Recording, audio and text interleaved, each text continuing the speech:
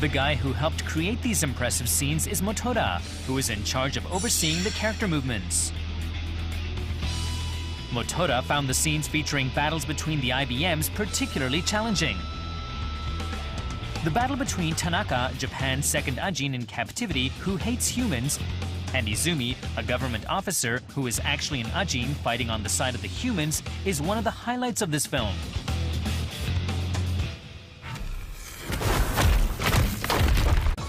The key features of this scene are the silhouettes and poses. Tanaka's IBM is depicted with extra movements, such as the way he lowers his body before an attack, which makes him look more vicious, and the silhouette of the nail-like claws he swings around. Here, his arm has been stretched to 2 meters long.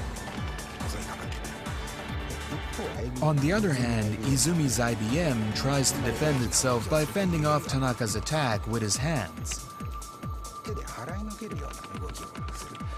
Tanaka's IBM uses its whole body and his arms swing with its movement. Although they're both the same black monster-like beings, they can be distinguished by their silhouettes and poses. This pose here is very striking. Izumi does a normal pose, but Tanaka's pose is made to look aggressive through the way his nails are depicted. There's another thing Motoda has strictly stuck by, and that is making the movement of the characters look natural.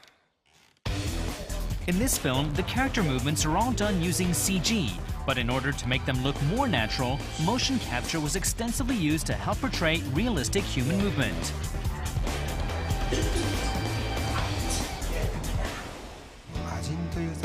Unlike many of our previous titles that were themed around robots, Ajin is a drama featuring ordinary acting.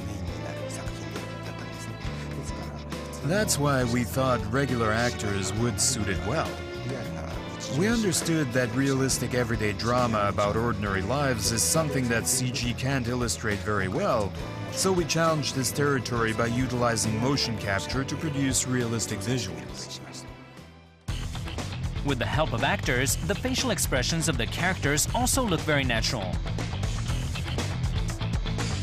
From their lip size to scowl lines, fine details were meticulously brushed up to overhaul the facial expressions of the CG characters, which tend to turn out very flat.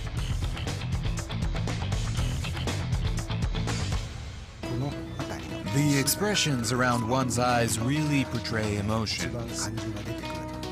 When thinking, the eyes look up, and when lying, the eyes look away.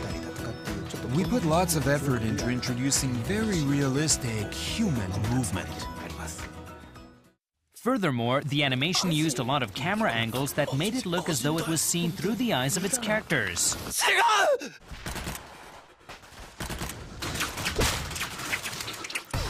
In order to achieve this, the concept designer led the team to design fine details about the story's staging. So this was the 3D version of the set that I had made, so I can get in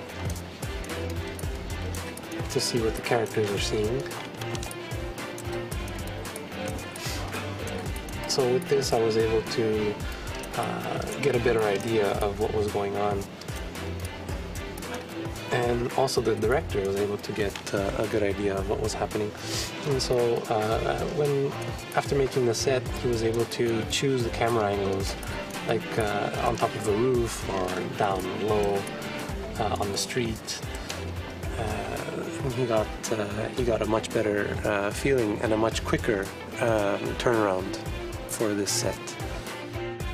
By designing the stage of the story in advance, they were able to find the most natural-looking angle for the camera and make realistic-looking scenes. It was really hard to pick up that point from each set. When someone would see the set for the first time, they would have to feel the mood of that set right away and know, oh yeah, I've seen this before. I know how that feels. So this is quite difficult to get it done because everyone has their own image of what locations look like.